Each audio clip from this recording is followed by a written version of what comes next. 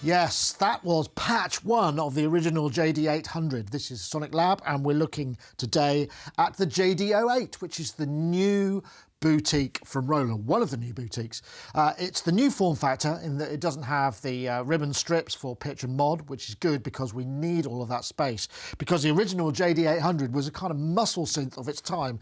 It was a kind of in reaction to all of those synths that sort of came out with parameter access, which obviously cut down on the manufacture cost, but under the hood were these new synth engines from LA Synthesis and whatnot from Roland. On the JD-800, they went big and they went large and they put all the controls on the front panel. Obviously, this is miniaturized. Of its time, it was around about $3 grand, $2,800. It was an expensive synthesizer and was sort of flagship, was, well, very much flagship. And it was manufactured from 91 to 96, I believe. And we heard a lot of these signature sounds all over the media and the tracks at the time. And people were kind of rediscovering the ability to be able to kind of get your hands on and tweak on the instrument itself, because previous to that, Roland had introduced sort of programmers and whatnot, and this was, you know, an unashamed knob, or rather fader encrusted synthesizer. The JD-08 has the same engine. It has a few improvements. This is the boutique size, obviously, so we're not talking about large. It's quite small still, but it has 128 note polyphony, which is different to the original, so we've got more polyphony, and that's split along the layers. The architecture is up to 4 layers per patch. Each one is a single tone. So if we had a single tone patch, it would be 128 note polyphonic. Adding 2 makes it 64. Go up to 4, we end up to 32. But it's also got a layer and a B layer, which means that we got dual multi-timbrality, which can be a split or a layer via MIDI channels. Fairly easy to set up. So we can have, so you'd have up to 16 notes per layer if you were using 4 tones per layer. Each of the layers is also made up of a single PCM sample table. There are 108 in here. Now, the boutique format is, yeah, it's gone small. We've got 20mm faders, and these are 30mm faders. We've got a single envelope section as opposed to the multiple ones on the original. There just isn't room. We also don't have a display apart from this just basic readout. And that, again, is down to space. I don't know how you would fit any more on it. And you might think, oh, goodness me, I can't possibly use this. The faders are tiny. It's going to be a nightmare to use. Actually, it's not too bad. I found it quite straightforward. But before we get into all of that, I think we should probably take a listen to some of the sounds of the time. This has the original presets. It's got an expanded preset section of 128, but the original 64 are still in there. Again, before we go there, a couple of other bits and bobs. Yeah, it's all 1/4-inch jack rather, which is a bit disappointing. Power switch, USB-C connector rather than micro, which is an improvement because it's just a little bit more robust. MIDI in and MIDI out on full size. A mix in, because this will also function as a USB audio interface, and phones. So at a pinch, you could hook this up to your computer, monitor and headphones, although there wouldn't be point, your computer's probably got headphones anyway, but you could record into it. You know, there's some utilitarian aspects to it. Anyway, let's take a listen to some more sounds. These are sort of classic pads of the time. Still quite a lot of D50 going on in there, isn't there? And there are similarities with the synthesis engine. It does respond to aftertouch as well. Ah, who can forget?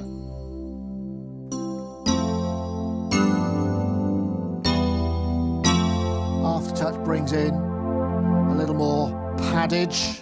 You'll probably recognise some of these sounds if you're a child of the 90s. It's got some decent low end and very nice response, velocity response as well. This is a classic because one of the other big things about the JD-800, it had all these distortion algorithms in it, and as the penchant at the time was for playing lead guitar or acoustic guitar sounds or any kind of guitar sounds on a keyboard. It's a very Eddie Van Halen sort of sync line.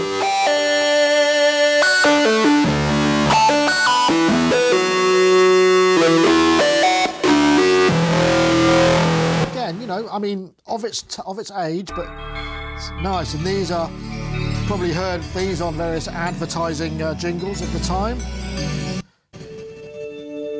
But some lovely pads. The effects internally were also very well thought of. Reverb, chorus delay, spectral shift.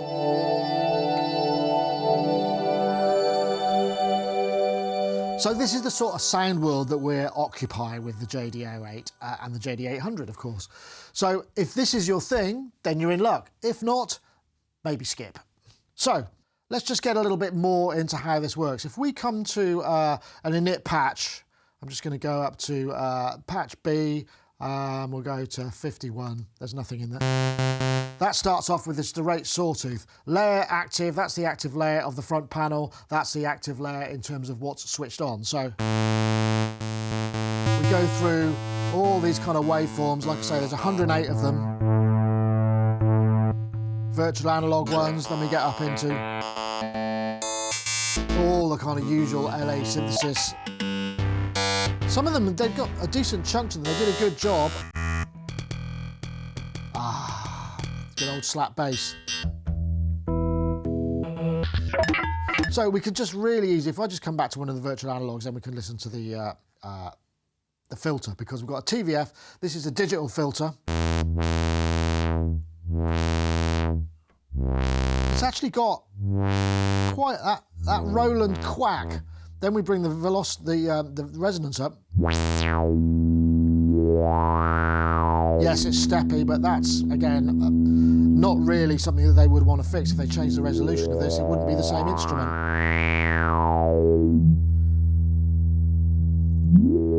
It starts to really distort. We can get some really interesting stuff. We've got a high-pass filter and a bandpass filter.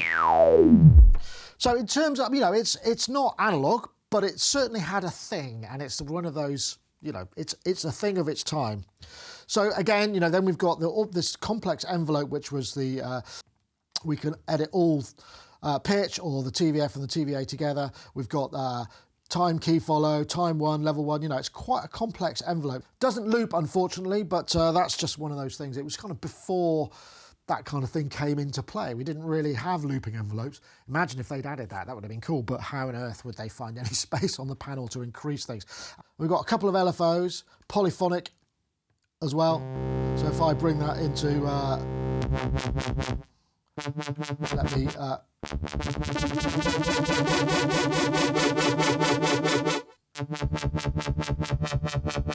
we can have key trig so that they are polyphonic, or if you take it off, which is a bit unintuitive, they would be synchronized to key on, so the LFOs would be thick. The delay and a fade. You know, I mean, these are all parameters that are familiar to, they were kind of early synth parameters, especially digital synth parameters. So, I mean, how is it to program? I suppose that's the question, really. Well, if I come back here, I've got some patches that I made, where were they? In 40, I think, where I just layered up some sounds. Might have to watch the level a bit on these. Yeah, you can hear that's not the input distorting, that's the filter.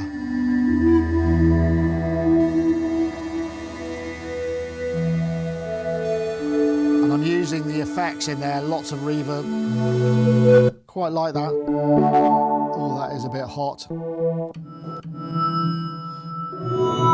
Because you can have, don't forget, you can have separate envelopes for each of the tones. So you can get some really interesting kind of interplay between the way that the tones react, because they're effectively, each tone is its own voice. There are common parameters, but at a base level, each of the tones have their own kind of synth engine. It's also possible to do kind of multi-timbral splits and layers. If I come back and find my, let's get a piano going on. I found a piano, I think there's one. There we go, classic piano. Remember, here we go to,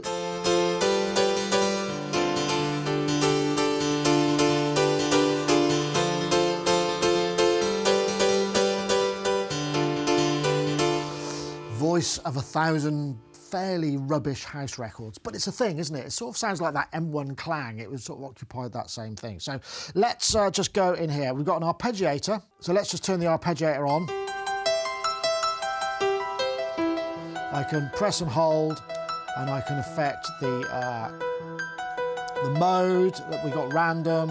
Yeah, coming out here. Let's just go to octaves. Yeah, let's just drop it down an octave.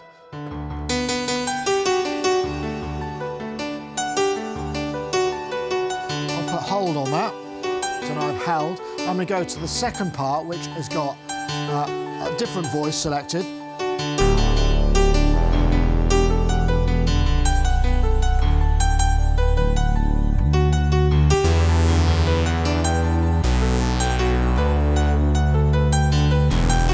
Easy to play multi-timbrally between these. I'm just switching between them. It could have a split or whatever. Come back to my other one, take that off. Now, there is a sequencer in here. I'm not really going to go into that. I think that sequencer is kind of useful perhaps for certain things, perhaps more V3A3 mono voices. But because this has lots of polyphony, perhaps a little less so. I'm not going to dismiss it, but it's there if you want to use it. Now, with all of these voices, I mean, again, this was kind of a flagship instrument. What's interesting about this is, I used to call this a sort of meat and potato synth. So for me, I had an 01W, then I got a JD-08 Roland sort of multi-voice sound module. It was great for, you know, things where I needed lots of polyphony, like pianos and strings and organs. And this is very much the same because we've got 128 voice. It enables us, if we just come out, enables us to kind of just play, take the velocity, these kind of polyphonic sounds should we want them. And I wouldn't get too hung up on the internal program because some of them are, like I say, very cheesy, but also some of them are quite beautiful. And because we have the polyphony, we can layer them up. Now, you might wonder, great, I've got a load of JD-08 patches that I can load into here. There doesn't seem to be a way to get old patches in. Somebody's going to have to write a translator, but for some reason, Roland didn't do that, and it just seems like a massive oversight because with a synth of this sort of vintage and longevity, there are lots of patches out there, and it just seems crazy not to utilise that. Additionally, there's no editor, which I say it's easy to program, and yes, you don't really need an editor, but there are some things which are a bit of a pain to get to. So let's have a look. If I come out of here, yeah, and I go exit, go to my common, I've got various different, the envelope settings, the key range, because we can have splits and layers here, but on different tones, MIDI channel, etc., etc. I mean, all of that stuff is actually, or some of that stuff is actually quite intrinsic to the synth voice, but it's sort of removed a little bit. So yeah, it can be a little bit fiddly sometimes. So a couple more bits and pieces to mention. The USB audio is actually quite fully featured. You do need a driver for it, but you get 2 returns from the computer, but you get 8 outputs from this. So you would have a mix output, which is layer A and B. Then outputs 3 and 4 are layer A, outputs 5 and 6 are layer B, and outputs 7 and 8 are the mix input. So there's quite a lot of stuff going on there. You do need a driver, however. There's also a little external clock in that you can drive the sync from, so it's quite handy for stuff like the key step or other kind of modular things. You can feed it from an external signal. So some nice extra features there.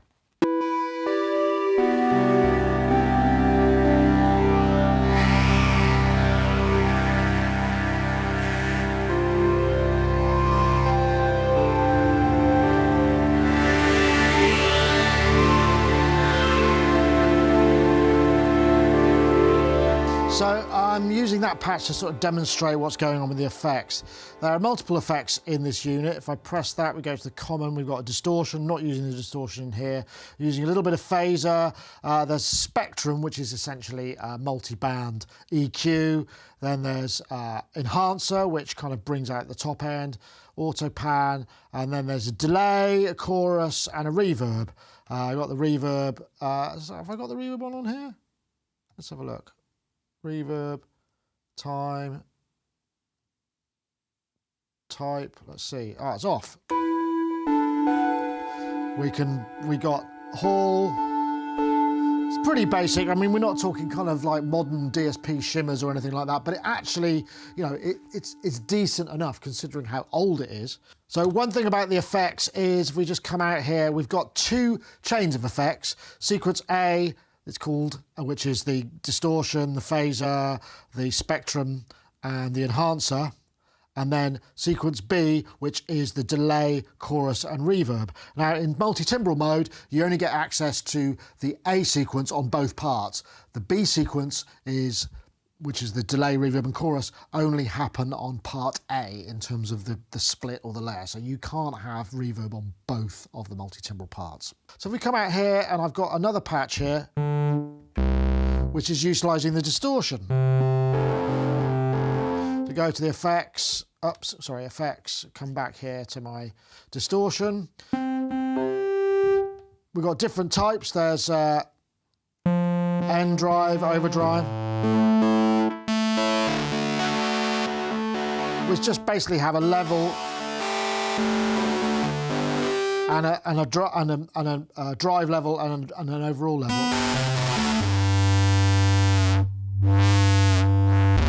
And they are kind of extreme. I mean, you've got to remember this is probably about the time that the DS1 was brought out, which was Boss's sort of super overdrive stuff. So, I mean, considering they're digital distortions, they're not bad, and they're used quite tastefully in some presets, and in fact, some of the signature sounds of the time. But if I go back to this patch here, which was the one where I've got aftertouch to filter. It's kind of nice. I mean, these are the sort of things that I would say are quite intrinsic to the level, but they're sort of hidden away a little bit. Now, if I can remember, yeah, filter aftertouch, we've got the amount that we can add here, we've got the amplitude aftertouch, but then some of the other ones are in the part settings, which is different. So the legato, the aftertouch curves, the legato, it's in true, remember this is true 90s synth fashion.